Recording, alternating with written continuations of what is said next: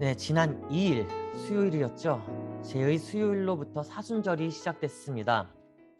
제 부활절을 알리는 교회력의 한 절기가 시작된 거죠. 이 시기에는 특별하게 죄를 이마에 바르고 자신의 죄를 고백하며 그리스도의 고난을 40일간 부활절 전까지 묵상하는 기간입니다. 우리는 우리의 이마에 죄를 바르면서 인간의 그 근원을 돌아보는 시간을 가진 것은 아니지만 그 대신 3분 묵상으로 함께하고 있습니다. 지난 수요일부터 계속 본문과 함께 짧은 묵상의 내용을 보내드리고 있죠. 네, 하고 계신 것이라고 믿을게요. 네, 언제, 어느 때든 큰 상관이 없어요. 왜요? 저도 조금 중구난방을 보내고 있잖아요, 지금. 예. 이제 월요일부터 토요일까지는 카카오 단체방으로 이제 메시지를 보내드릴 것입니다. 이 메시지를 통해서 함께 은혜를 나누고요. 주일은 따로 보내드리진 않아요. 이 시간에 바로 이 청년 예배 시간에 말씀을 나누면서 묵상하는 시간이 되기를 주의 이름으로 축원합니다. 네, 본문으로 돌아와서요. 오늘 이 복음서를 보면요. 마태부터 누가, 요한, 마가 이 사복음서를 자세히 보면 예수와 아주 다양하게 엮여져 있는 많은 인물들이 등장합니다. 헤롯 왕부터 시작해서 동방의 박사들, 그리고 12제자, 그리고 그를 따르는 수많은 무리까지 수도 없이 엮여져 있죠. 그러나 그리스의 고난이 시작되면서 그를 따르던 수많은 사람들이요. 마치 가지치기가 되는 것처럼 다 잘라져 나갑니다. 하나둘씩 사라집니다. 그리고 손에 꼽힐 정도로 그 적은 인원, 적은 사람만이 남아 있다는 것을 본문에서 볼 수가 있죠. 그 남아있는 사람들 중 예수에게 힘이 된 사람이 있고요. 그 반대로 힘을 앗아간 이도 있습니다. 이번 사순절 기간에는 십자가 앞에 서기 전 예수가 만났던 이들을 좀 찾아서 보고자 합니다. 본래 주인공은 예수 그리스도죠. 본래 주인공은 예수예요. 우리의 예배의 대상은 예수입니다. 내가 아니라 그리스도인 예수입니다. 하나님입니다. 하나님께 영광을 올려드리고 그리스도를 높이는 것에 있습니다. 그런데 특별히 이 사순절 기간에 주인공이 아니라 조연들을 만나려고 하는 거는요. 그들이 예수와 그의 십자가로 인해 어떻게 변화가 되었는지 나눠보자기 위함입니다. 주인공의 이야기는 우리가 많이 들어왔잖아요. 그런데 조연의 이야기는 사실 잘 알지 못해요. 안다고 하더라도 조금 어렴풋하게만 기억할 뿐이죠. 요한복음 12장. 오늘 이 본문은요. 우리가 너무나 잘 알고 있는 사람들이 나옵니다. 누가 나오죠? 네, 유다도 나오고요. 또 누가 나오죠?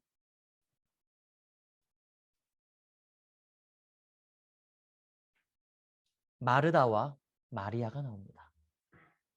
마르다와 마리아. 네, 마르다와 마리아 하면 제일 먼저 생각나는 게 뭔가요? 마르다는 네?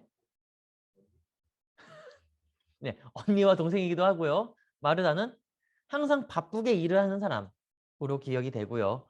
마리아는 예수의 발 아래에서 말씀을 들었던 이로 기억이 됩니다. 오늘 본문을 보면요. 마르다도 나오고 마리아도 나오고 유다도 나오고요. 12제자들도 나오고요. 예수도 나옵니다. 근데 그 많은 인물들 가운데서 저는 한 명의 인물을 좀 깊이 있게 보고자 합니다. 누구냐면 마리아입니다. 네, 그냥 마리아가 아니에요. 베다니의 마리아입니다. 베다니에 살고 있는 마리아. 베다니의 마리아. 오늘 그가 한 행동, 예수 앞에서 한 행동을 보면서 이 사순절 첫 번째 주일을 함께 말씀으로 나누고자 합니다. 한 가지 질문을 던질게요. 그리스도의 십자가의 여정의 시작은 언제일까요? 그리스도의 십자가의 여정의 시작은 언제부터였을까요? 모든 여정이 십자가로 시작해서 십자가로 맞춰지지만 이 십자가가 세상 안으로 들어간 시점은요. 예수가 예루살렘으로 입성하기 전 베다니에 방문하면서 제자들과 그곳의 사람들과 함께 만찬을 나눌 때가 아닌가 싶습니다. 물론 십자가의 여정은 그리스도가 태어난 그때부터라고 해도 과언이 아니지만 그래도 좀 더 깊이 있게 세밀하게 본다고 하면 이 베다니를 방문했을 때부터가 아닌가 싶어요. 베다니를 방문하고 나서 예수는 예루살렘을 입성을 합니다.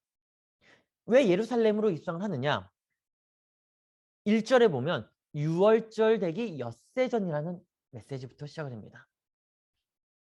즉 유월절, 절기를 지키기 위해서는 이스라엘 사람들, 유대인들은 어디로 모일까요?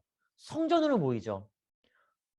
제1성전인, 제일 중앙성전인 예루살렘으로 모입니다. 유월절 되기 6일 전에 예수도 그리고 그의 제자들도 예루살렘에 가 절기를 지키기 위해 발걸음을 옮깁니다. 근데 발걸음을 옮길 때에 베다니의 마리아에게 초청을 받아요. 그래서 베다니를 먼저 들리게 됩니다. 그런데요, 그 집은요, 마리아뿐만 아니라 마르다뿐만 아니라 한 명이 더 있어요. 누구냐면 그녀의 오빠인 나사로입니다. 나사로, 뭐가 떠오르십니까?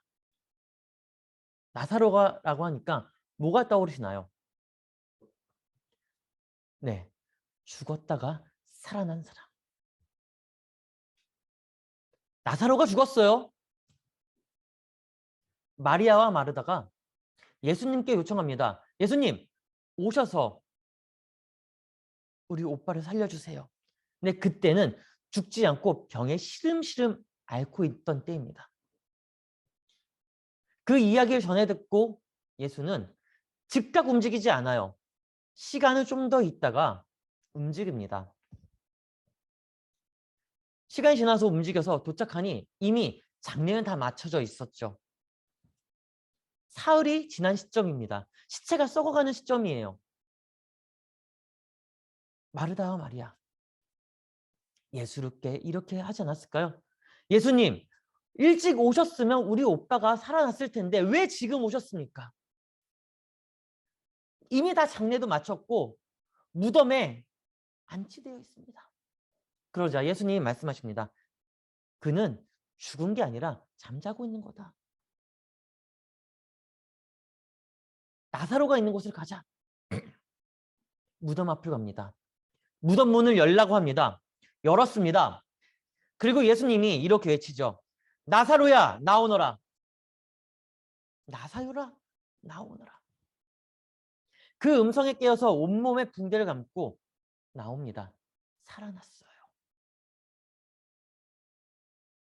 이는 예수 스스로가 자신이 죽음 가운데서 다시 살아날 것임을 보여주는 하나의 표징입니다. 그 무언의 암시와 그의 발언에 흑심을 품은 이들이 그것을 듣고 바로 바리새인들에게 찾아가 그 내용을 전합니다. 그리고 그때부터 고난의 길이 시작되는 거죠. 12장 1절 앞절에 보면 11장입니다. 11장 56절과 57절 볼까요? 함께 읽겠습니다. 시작. 그들이 예수를 찾으며 성전에 서서 서로 말하되 너희 생각에는 어떠하냐? 그가 명절에 오지 아니하겠느냐 하니 이는 대제사장들과 바리새인들이 누구든지 예수 있는 곳을 알거든 신고하여 잡게 하라 명령하였음이러라. 그의 이야기. 예수의 이야기를 들은 바리새인들. 오늘날로 이야기하면요, 종교의 기득권자들이에요. 쉽게 얘기하면 임원들이에요. 힘을 갖고 있는 사람들.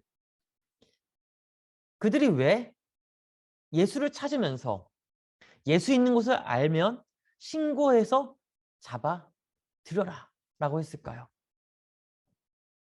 한번 생각해 봅시다.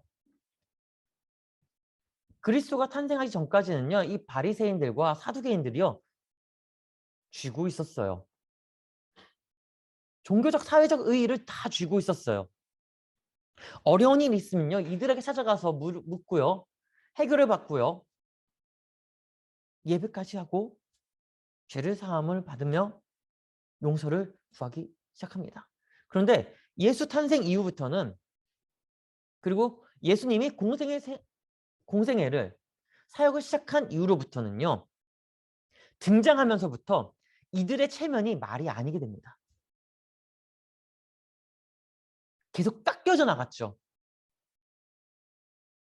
세례 요한은 이렇게 외치잖아요. 이 독사의 자식들아, 천국이 가까이 왔다. 회개하라, 천국이 가까이 왔느니라.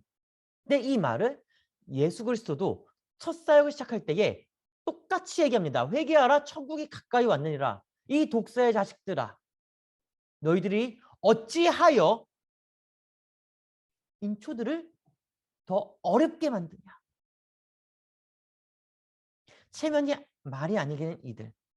어떻게든 세력을 다시 찾아서 복귀하고자 하여 예수를 잡기로 결정한 거죠. 이들의 계획을 세웁니다. 어떤 계획인가요? 바로 이 계획이요. 57절에 노란색 글씨 보면 예수 있는 곳을 알거든 신고하여 잡게 하라 명령했다. 예수 있는 곳을 알면 당장 신고해라. 이러한 명령이 사회 속에 퍼져나가면서 예수는 조심스럽게 제자들과 함께 베다니의 마리아의 집으로 갑니다. 분명 그곳에 도착함과 동시에 제일 먼저 들었던 말이 뭘까요? 베다니에 도착해서, 그들의 집에 도착해서 제일 먼저 들었던 말 무엇이었을까요? 아마 이 말 아니었을까요? 당신은 지금 지명수배자로 있습니다. 당신은 지금 지명수배자로 있어요. 앞서서 예수가 있는 곳을 알면 신고하라고 했죠. 그것이 모든 사회에 퍼져요. 모든 이들이 호신탐탐 예수가 어디 있는지 찾고 있습니다. 그런 와중에 조용하게 베다니의 마리아의 집으로 들어갑니다. 이러한 상황 속에서 예루살렘 입성 전 베다니의 마리아의 집에 제자들과 함께 방문한 거죠. 아니요, 아주 조심스럽게 찾아갑니다. 누구든지 예수를 보면요, 신고할 의무가 있었어요. 하지만 베다니의 마리아의 집에 방문한 예수는 그들로부터 신고를 당하지 않습니다. 오히려 보호를 받았죠. 심지어 그들은 예수가 방문한 사실조차도 비밀로 했고 스스로 위험을 자초합니다. 이 위험 속에 마리아, 그 가족들은 예수에게 아주 특별한 만찬을 대접하면서 죽음 가운데 살려준 그 은혜에 감사를 표합니다. 오빠가 죽었다가 다시 살아났잖아요. 다시 살려주신 그 은혜에 감사를 표현하죠. 그런데 그 감사의 표현 안에 마리아는요, 전통과 관습을 벗어난 행동을 해요. 전통과 관습을 벗어난 행동. 3절과 4절 볼까요? 같이 읽겠습니다. 3절부터 5절까지예요. 같이 읽을게요. 시작. 마리아는 지극히 비싼 향유, 곧 순전한 나드 한 근을 가져다가 예수의 발에 붓고 자기 머리털로 그의 발을 닦으니 향유 냄새가 집에 가득하더라. 제자 중 하나로서 예수를 잡아줄 가룟 유다가 말하되 이 향유를 어찌하여 300데나리온에 팔아 가난한 자들에게 주지 아니하였느냐 하니 아주 경악할 만한 행동을 마리아가 그리스도인 예수에게 합니다. 있어서도 안 되고요. 해서도 안 될 일을 그녀가 저지르고 맙니다. 그런데요. 그녀가 한 행동을요. 이해하려면요. 이스라엘의 손님 접대 문화를 알아야만 합니다. 이스라엘의 손님 접대. 그들의 문화는요. 이렇습니다. 손님을 식사의 자리에 접대하고 초청하게 되면 주인이 해야 될 일은요. 두 가지가 있습니다. 첫 번째, 발을 씻을 수 있도록 물을 준비해 둬야 됩니다. 그리고 두 번째, 향유를 손님의 머리에 살짝 찍어 발라줘야 됩니다. 왜 이 두 가지를 준비를 해야 될까요? 먼저로는요. 고대 중동 지방의 길은요 아주 뜨겁죠. 사막이죠. 뜨거워진 발은요. 흙먼지와 냄새 때문에 반드시 씻어내야만 합니다. 그래서 주인은 집에 들어온 이에게 청결을 강조하기 위해 물을 준비하고 발을 씻도록 합니다. 근데 그러한 사막에 물을 구하기 참 어렵죠. 약간의 물을 구하는 것도 어렵습니다. 그리고 발을 씻을 때에 손님이 스스로 쉽게 놔두지 않습니다. 하인에게 부탁합니다. 아무리 어려운 집이라고 할지라도 손님이 오는 집엔 하인을 대동시킵니다. 손님이 오면 물을 준비해서 손님 발 아래에 놓고 하인에게 발을 씻으라고 합니다. 절대 주인은 손님을 씻겨주지 않죠. 왜냐? 손님을 대접해야 되니까요. 그 다음으로 청결하게 된 그 손님, 발이 깨끗하게 씻겨진 그 손님은 주인에게 갑니다. 초청한 이에게 가서 인사를 하고 주인은 그의 머리에 손님에게 향유를 톡 찍어서 향이 나게 합니다. 이 두 가지는요. 일반적인 낭비에 속해요. 가장 특별한 날 초대한 이에게만 허락되는, 아니 그냥 이루어질 수밖에 없는 낭비입니다. 물, 귀하죠. 고귀합니다. 쉽게 구할 수가 없어요. 그래서 손님을 자주 모시진 못해요. 이 물, 낭비하는 겁니다. 향유,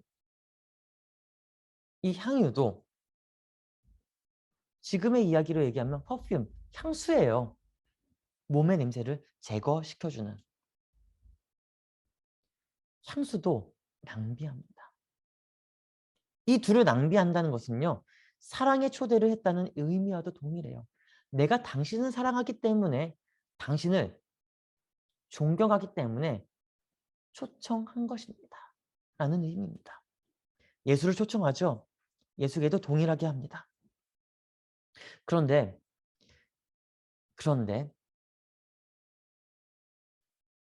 우리는 여기서 마리아가 낭비한 한 가지를 볼 수 있어야 됩니다. 무엇이냐면 바로 이겁니다. 3절 볼까요? 시작. 마리아는 지극히 비싼 향유 곧 순전한 나드 한 근을 가져다가 예수의 발에 붓고 자기 머리털로 그의 발을 닦으니 향유 냄새가 집에 가득하더라. 순전한 나드 한 근. 순전한 나드 한 근. 이 순전한 나드라는 거는요. 식물이에요. 히말라야 산지에 고산지에만 일부 피어나는 뿌리 깊은 꽃입니다. 향이 아주 짙고 은은하게 잘 퍼진다고 합니다. 정말 비싸다고 해요. 쉽게 구하지 못하는 아주 귀한 향수입니다. 한 방울만 떨어뜨려도 온 집이 그 사람이 향에 적셔질 정도로 그 향이 가득하다고 하는데 마리아는 이 비싼 순전한 나드 한 근의 향유를 예수의 발에 몽땅 다 부어버립니다. 발에 부은 것만 아닙니다. 머리에서부터 발끝까지 다 적십니다. 그리고 자신의 머리털로 그의 발을 닦죠. 여러분, 낭비하는 것. 누구나 한 번은 정말 헤프게 써보고 싶은 마음이 있어요. 좋은 게 있으면 정말 헤프게 한번 써보고 싶어요. 얼마가 청구되든 간에 미래에 내가 도와줄 것이다 라고 생각하고 펑펑 써보고 싶을 때가 있습니다.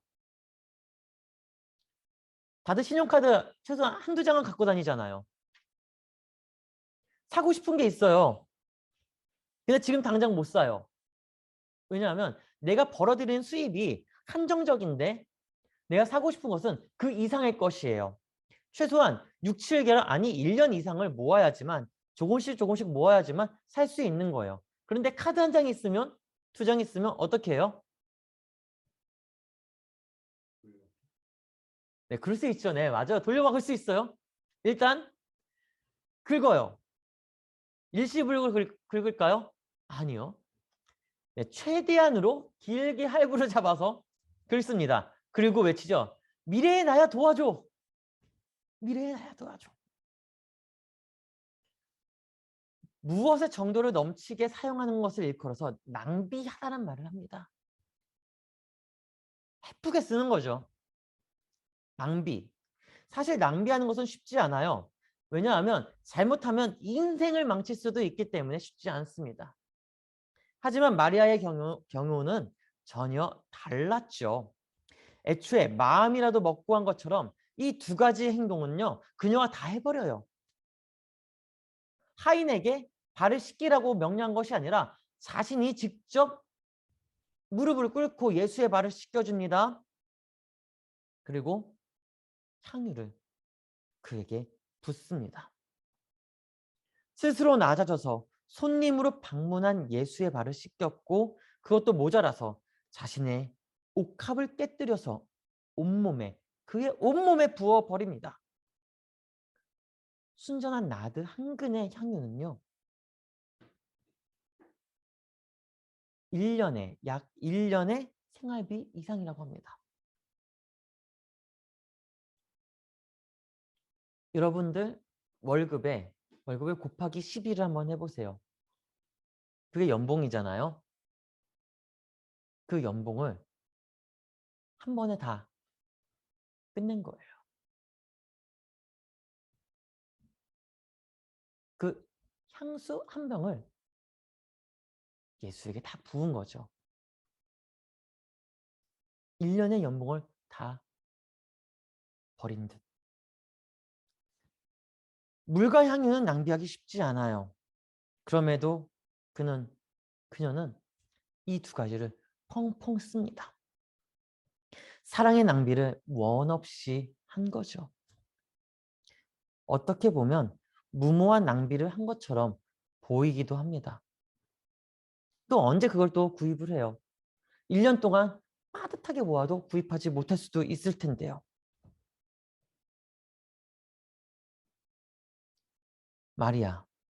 마리아는 이렇게 전통을 깨고 아주 파격적인 방식으로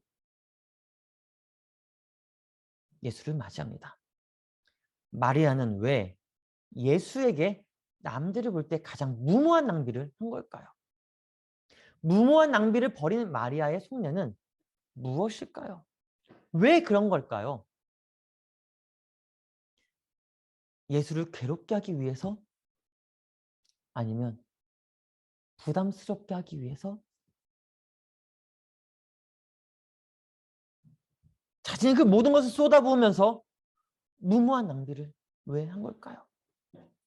괴롭게 하기 위함도 아니고 부담스럽게 하기 위함도 아닙니다. 그녀가 보일 수 있는 마지막 낭비인 사랑의 낭비를 예수에게 쏟아 부은 거죠. 이미 사회에서 지명수배를 받은 예수. 그를 집으로 초청한 것 그 자체가 무모한 도전이었습니다. 무모한 낭비의 시간이었죠. 무모한 낭비를 벌인 거예요. 주위의 사람들이 그 집에 예수가 있다는 것을 우연찮게 알게라도 되면 그녀도 나사로도 그의 집안도 무사하지 못합니다.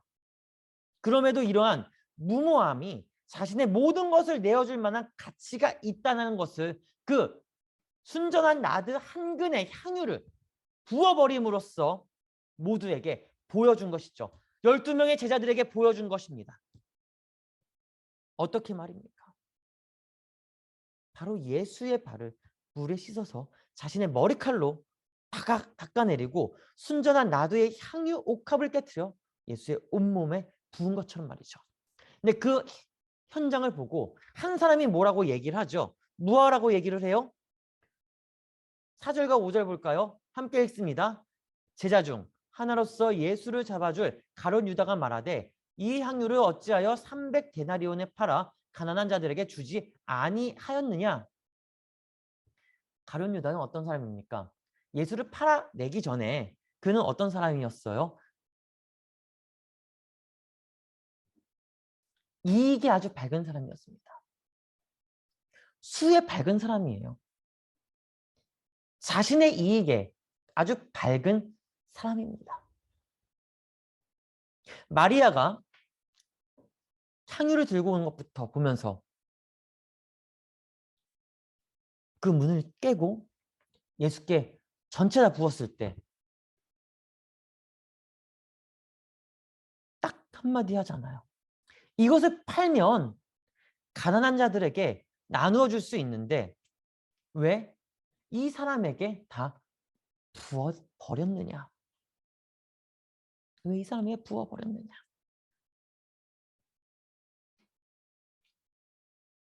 우리는 여기서 두 가지를 볼 수 있어야 됩니다. 첫 번째, 가룟 유다는 예수를 사랑했는가? 그 사랑 안에 자신의 그 모든 가치를 그에게 던져낼 수 있는 사람이었는가를 볼 수 있어야 돼요. 두 번째, 마리아는 자신의 모든 가치를 예수에게 부었다라는 거죠. 제자와 제자가 아닌 이의 모습이에요. 제자가 어떤 사람입니까? 스승이 가는 그 길에 따라가면서 자신의 모든 것을 바쳐야 되는 사람이죠. 그런데 가룟 유다는 그렇지 않았다는 거예요. 이익을 먼저 탐했다는 것이죠. 가치 판단의 기준이 예수가 아니라 자신이었다는 거예요. 그리고 그 안에서 이익을 환수하기 위해 그녀에게 질책을 한 것입니다.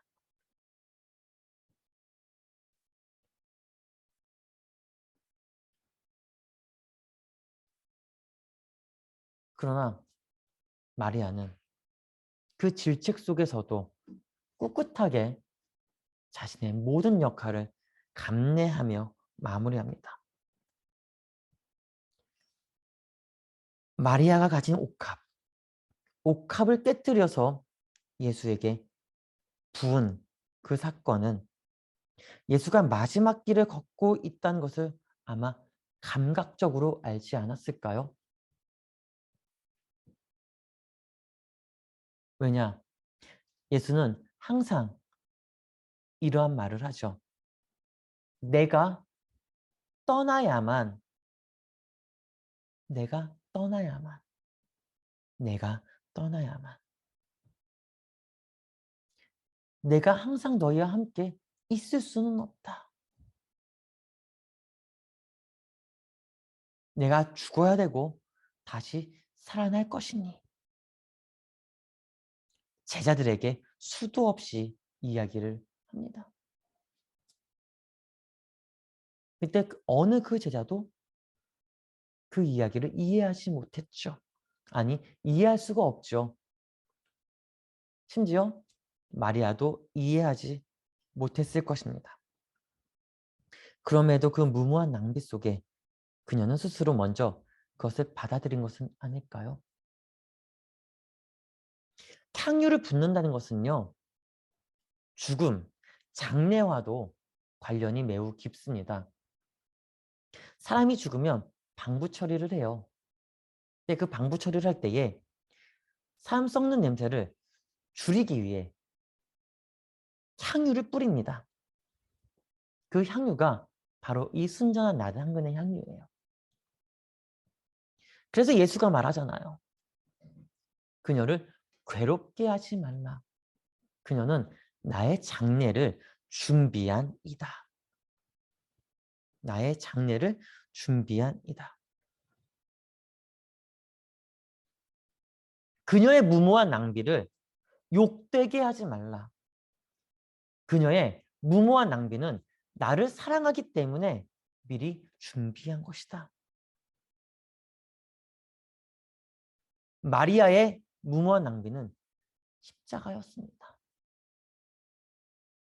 십자가는 무모한 낭비를 버리는 것이에요. 십자가는 무모한 낭비를 waste, 버리는 게 아니라 벌이다. 나타나게 한다는 것이죠. 행동으로 취하게 한다는 거예요. 마리아가 옥합을 깨뜨렸다는 것은요, 자신의 그 모든 것을 예수에게 내어주겠다는 것입니다. 즉, 그녀의 십자가는 옥합이에요. 옥합을 깼다는 것은 지금까지 다른 무모한 낭비는 나에게 의미가 없었다는 것을 말하고 있는 것입니다. 그래요. 마리아처럼 우리도 이러한 무모한 낭비를 버린 적 있습니까? 마리아처럼 무모한 이 낭비, 자신의 그 모든 것을 내어줄 만큼의 그 낭비,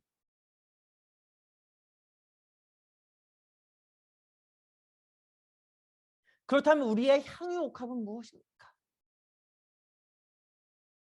깨뜨릴 만한 낭비를 예수에게 할 수 있습니까? 그리스도인 예수에게 마리아가 향유 옥합을 깨뜨려서 모든 것을 내어 던졌던 것처럼 우리도 그 향유 옥합이 있다고 하면 그 옥합을 깨뜨려 가지고 무모한 낭비를 할 수 있느냐 말입니다. 그런데 말입니다. 예수는요, 이미 우리를 향해 낭비를 십자가 위에서 행했습니다. 마리아도 마지막 사랑의 낭비를 자신의 옥합을 깨뜨리면서 보여줬던 것처럼 말이죠. 그리스도를 따른다는 우리가, 십자가를 따라가겠다고 하는 우리가 정작 마리아처럼 옥합을 깨뜨리지 못하고 낭비하지 못하겠다고 한다면 정말 예수를 사랑하고 있다라고 말할 수 있을까요? 예수를 위해 살아가고 있다라고 말할 수 있을까요? 예수를 위해 무언가를 하겠다고 결단한다고 할 수 있을까요? 이미 예수는 우리를 위해서, 우리를 살리기 위해서 십자가에서 자신의 숨을 낭비했습니다. 호흡을 낭비했습니다. 자신의 호흡을 낭비하면서 마지막에 이렇게 외치고 숨을 거두죠. 다 이루었다. 하지만 우리는 우리의 옥합 하나도 깨뜨리지 못합니다.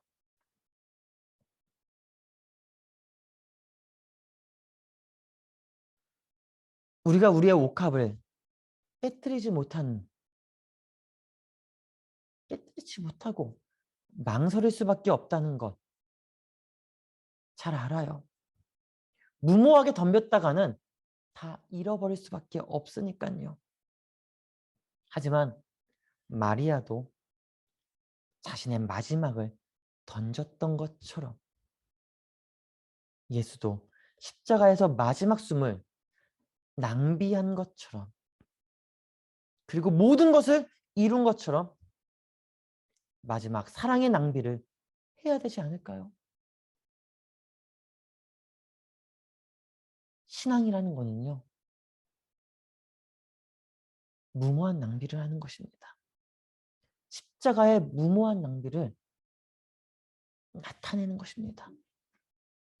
예수가 십자가에서 자신의 호흡을 낭비한 것처럼 마리아가 자신의 귀한 옥합을 깨뜨려 낭비한 것처럼 말이죠. 마지막으로 한 가지 이야기만 하고 마치려고 합니다. 우리의 옥합, 향이 가득한 그 옥합, 그 향도요, 언젠가는 사라집니다. 향이 있을 때, 향기가 가득할 때에 낭비해야 됩니다. 버려야 합니다. 웨이스트가 아니라 보이라는 것이죠. 나타내 보이라는 것이죠.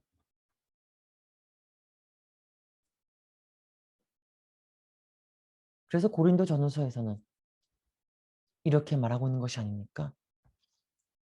너희는 그리스도의 향기라. 옥합을 깨뜨릴 때에, 자신의 그 모든 것을 내어놓을 때에 마지막 그 사랑의 낭비가 그리스도를 향한, 그리스도를 위한, 그리스도에게로부터 나오는 낭비인 것을 기억하길 바랍니다. 우리의 삶은, 우리의 사회는, 우리의 생활은 내 안에 살아계신 그리스도로부터 향기가 나와야 됩니다. 그 향기가 나오기 위해서는 나의 옥합을 깨뜨린 것부터 시작된다는 것, 기억하기를 주의 이름으로 축복합니다. 기도하겠습니다.